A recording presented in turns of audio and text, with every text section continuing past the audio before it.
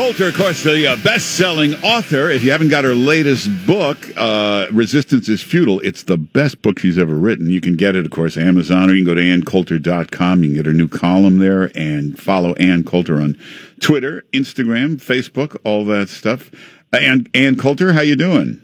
Fantastic. How are you, Mark Simone? Excellent. President making a little change there. Detainees can be held indefinitely now.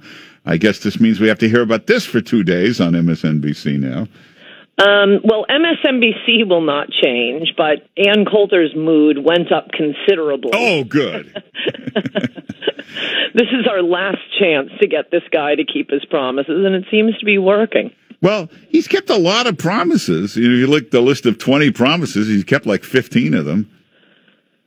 You and I may start with different lists of 20. I mean, I kind of had the wall at the top of the list. All right, but the executive order. But no, he's coming along. He's done something good for this one and only day. I will not complain about him. Okay, but you know, the crazies will be in court challenging this now for the next year. Yeah, but he'll win. He keeps winning all of these because he's the president. That was what was so great about his campaign. 90% of the stuff he promised were things that were 100% in the control of the president. For example, ending the anchor baby policy, ending the carried interest loophole on hedge fund managers.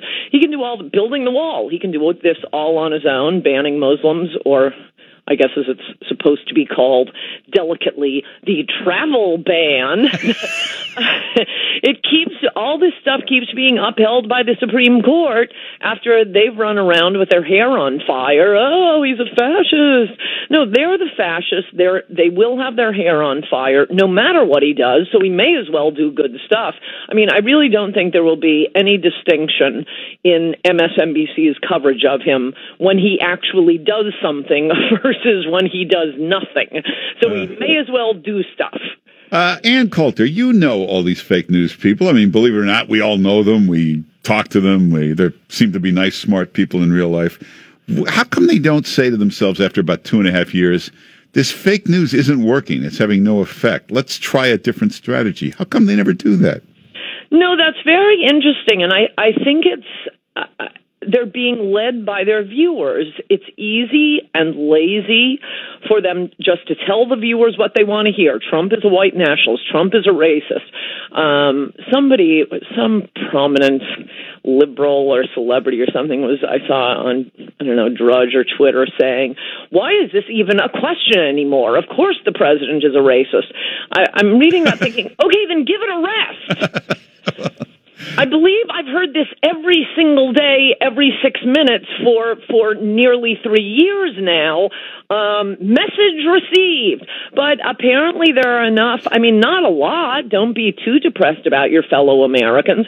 These killer ratings that MSNBC is getting, the killer subscription rate that the New York Times is getting, is 2 or 3 million people. We're a country of 340 million people, but it is easy for them. I think they absolutely do not think they're helping the Democratic Party. You saw this week, or yesterday, that Harry Reid came out and said, Medicare for all, open borders, these are suicidal policies, Democrat. You're cruising for a bruising. Now that means Harry Reid has now joined Frank Bruni, op-ed writer at the New York Times, Tom Friedman, op-ed editor at the New York Times, Andrew Sullivan, former editor of the New Republic, writer at New York Magazine, in saying, open borders is a losing policy. Democrats, drop it, drop it, drop it. It is the media, the liberal media outlets being led by the craziest members of the base, because the craziest members of the base will just tune in every night and they desperately want to hear the same thing over and over and over again. And, I guess conservatives do it too. For a year leading into the 2008 election, I wasn't allowed on Fox News, but every night I'd watch Dick Morris explaining how Romney was going to crush Obama. Dick Morris. I haven't heard that name in years.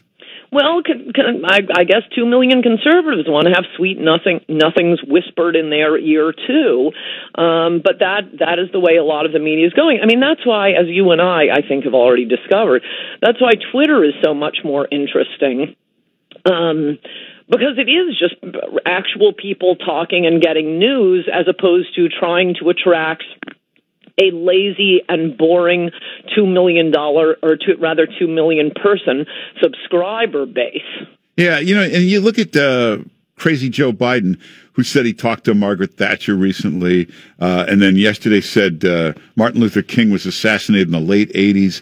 No, there's never any coverage of that except on Twitter. That's the only place you see that. That is true. I mean, I don't watch, but I gather Fox News picked that one up. No, it's going to be a gaffe a minute with Biden, though. I will say, speaking to conservatives, I don't think that's going to be the kill shot with Biden.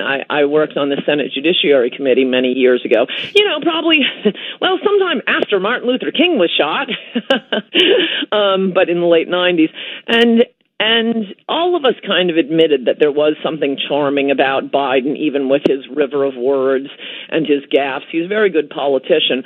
I think the kill shot with Biden is what you're talking about. The crazy base, the equivalent of, well, I can't say the Tea Partiers exactly, because the Tea Partiers themselves, back in response to Obamacare, which took away my and millions of other people's health care, so that was something worth protesting, in my opinion.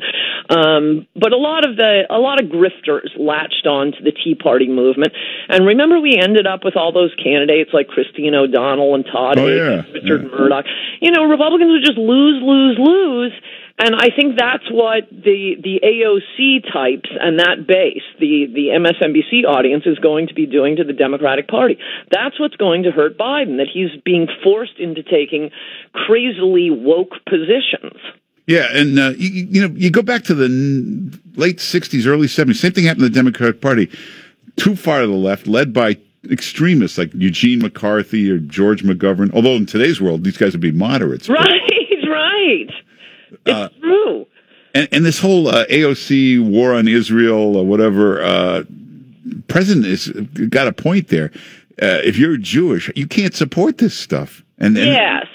Yes, and even Nate Silver, whom I'm sure is a liberal, he's a very good pollster, very scientific guy. He mostly does sports forecasting. Used to be at the New York Times. At least he's very good when the Democrat was winning. He wasn't that good when the Republican was winning. But I saw that he was arguing on Twitter yesterday. You can't run the experiment twice. But would Kamala be doing better if she had just come out and said, "Yes, that's right, I'm a cop. Yeah. I'm on the side of the cops." So, okay, I'm throwing him in with Harry Reid, Frank Bruni, Tom Friedman, and Andrew Sullivan screaming from the rooftops at the Democrats, "This isn't how you beat Trump," which, of course, is the theme of Resistance is Futile. Yeah. In fact, a lot of you Democrats just go buy this book and read it, and you might wake up before it's too late.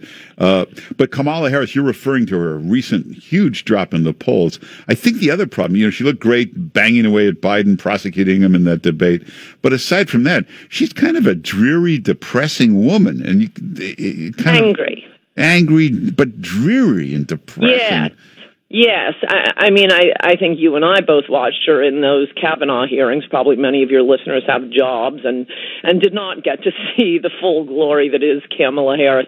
And I don't know, I just don't think Americans, black or white, want to be harangued for 4 years. Also, going back to the first debate when she prosecuted Biden, as you say. I mean, for anyone paying attention to that, the truly crazy thing was she did that thing about how he said busing shouldn't be enforced at the federal level by the Department of Education back in the 70s. It ought to be up to the local communities. And then she gave that weepy thing about, "I was that girl."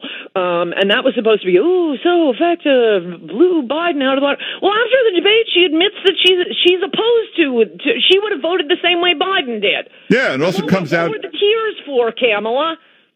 It also came out she went to some fancy private school and wasn't bused anyway. So the whole thing was a myth. But she's opposed to the policy that she was pretending, I am that girl, that was so great for her, allegedly. She took the Biden position that she was attacking him for. The whole thing was theater. So why doesn't Biden just come out in one of these debates and say, you know what, the truth is, I don't remember any of this. I'm just a nice guy. Just vote for me. I don't really stand for anything. Just be honest. He's really in a tight spot because he is, and I think this is why a lot of the Hollywood money, weirdly enough, they're supporting Biden because he can win.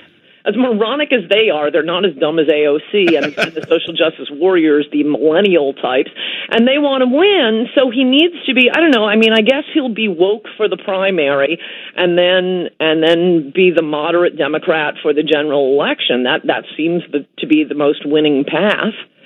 Now, woke actually means you're awake, you're aware. That doesn't seem to fit Biden.